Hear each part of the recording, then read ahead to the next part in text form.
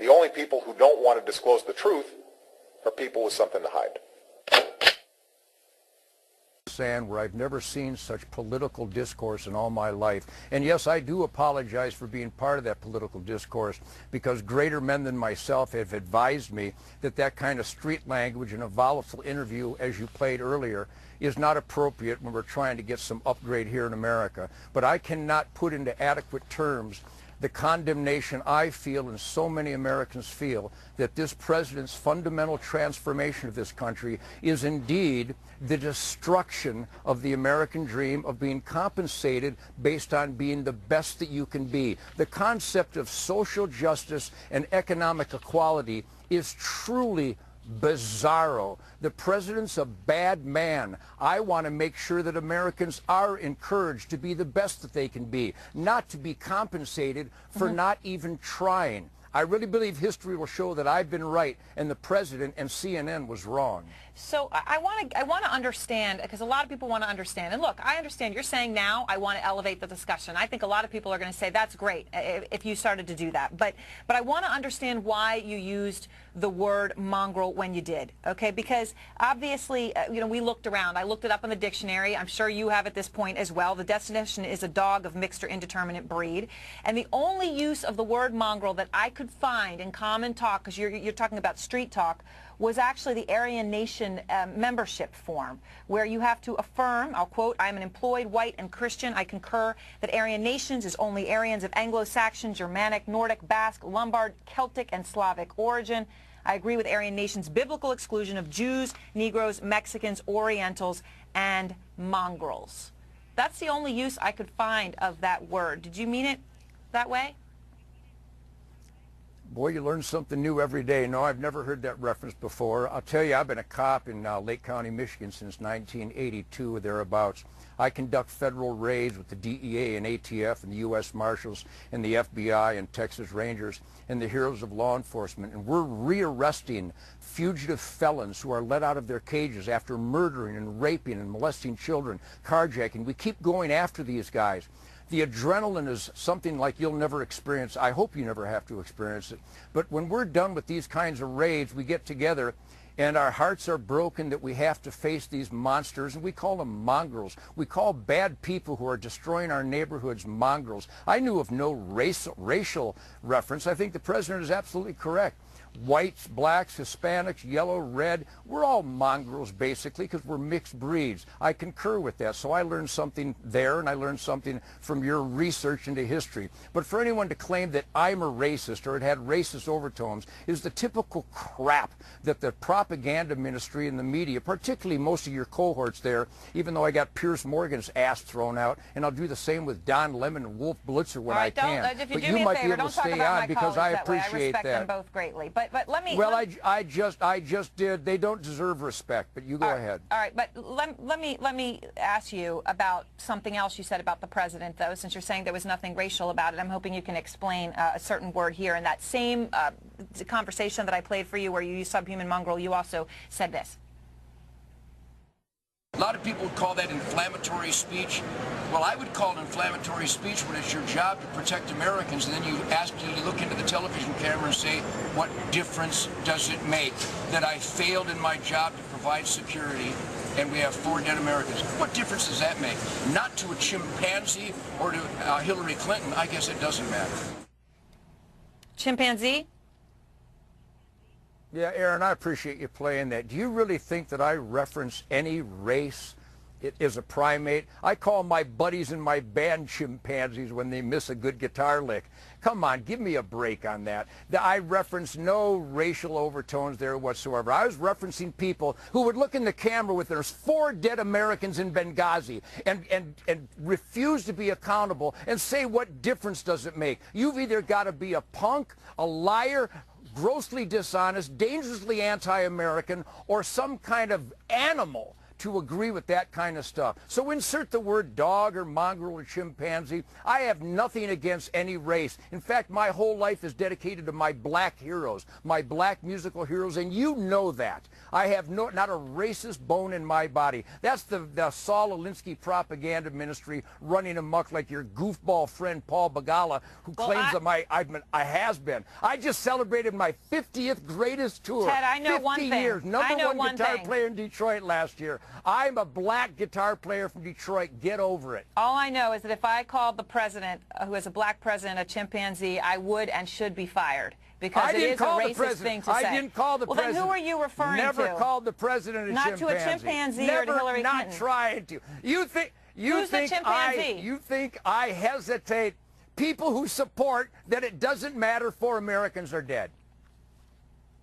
People who looked into the television camera and said what, the people you're referring to. Well, I will leave it to our viewer to decide whether that was a direct reference to the president or not. But we're going to take a brief break and come right back. Because tonight we have some good viewers. All right, we're back again with Ted Nugent. And Ted, I wanted to ask you something that obviously is personal to me as well, and that is that this isn't just about the president in terms of the things that you say and how you say them and the tone that you have for your base people. Women in particular, here are some of the words you've used to describe Hillary Clinton. I obviously can't say them on this program, but they include the toxic C word, worthless bitch, and two-bit whore. These are all things you've used to describe her. And my issue is whether you agree with her politics or not, there are people who listen to you and care deeply about what you say. How can they not be offended by terms like that? Well, Aaron, I have a very important advisory board. And as a new mother yourself, is your son your first child? He is my first child. Well, I congratulate you on that. I've got 9 wonderful kids and 11 grandkids, and they're constantly telling me over the years, Dad, honey, quit calling people names. So I'm stopping calling people names. You know, I'm on stage. You ever see a good Richard Pryor? You're not even allowed to mention Richard Pryor's greatest albums on your CNN. We're not allowed to use the titles of Richard Pryor's album because of political correctness. So I have saying, unlimited Ted, irreverence and outrage on stage. Are you going to say that you're never going to call people names again? Live on Aaron Burnett out front, CNN. Ted Nugent, Remember the Alamo, February 24th, 2014. I'm not going to call people names anymore. However, I have a little escape clause here, because when I'm on stage singing Wang Dang Sweet Poon Tang, would you give me permission to go overboard on occasion? Please tell me you will. I think that, to me, I know you're trying to make slightly light of this, but to me these things are not light at all, because in a country that you talk about is so no, I'm not making light. Very serious, very serious. And create more polarization is a horrible thing to do.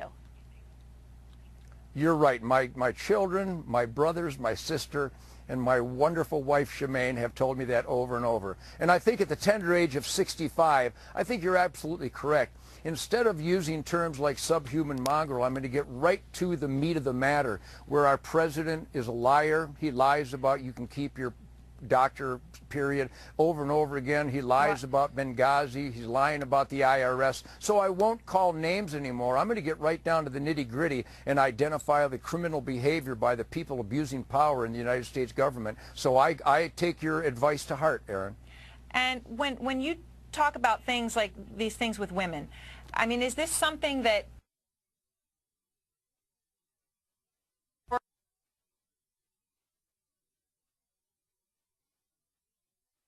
you wouldn't say those things unless you thought those things? They aren't.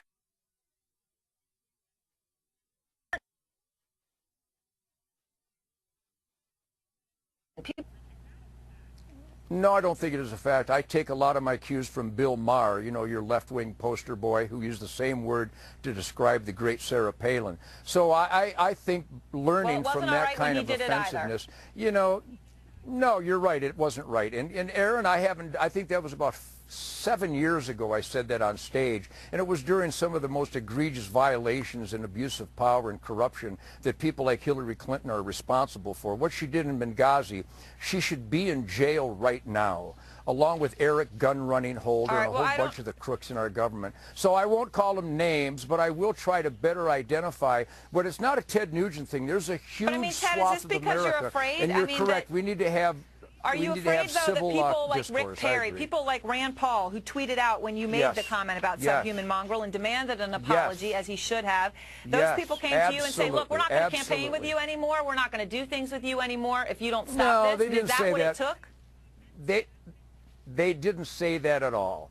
You will not find that quote, so be very careful, Aaron Burnett, that you don't make things up like your cohorts. Well, I know that you said that you didn't want to upset these men better than you, and you were referring to people like Rick Perry and Greg Abbott. But they never gave me directions like that. They never gave me directions. What I did is, whether it's my wonderful wife, my brother Jeff and John, or Kathy, my great kids, or someone like you, Aaron, and people around me, they think I'll be more effective if I back off that Detroit Street Fighter rock and roll stage rhetoric. And I'm here to tell you I'm going to do that, because I do respect people like Governor Perry and the great Greg Abbott and Rand Paul and Ted Cruz. And because I do represent a lot of the same people that they do, believe it or not, I think I owe it to those great Americans to be more civil when I represent them. So I'm here on CNN, mind you, and I will be doing that more late.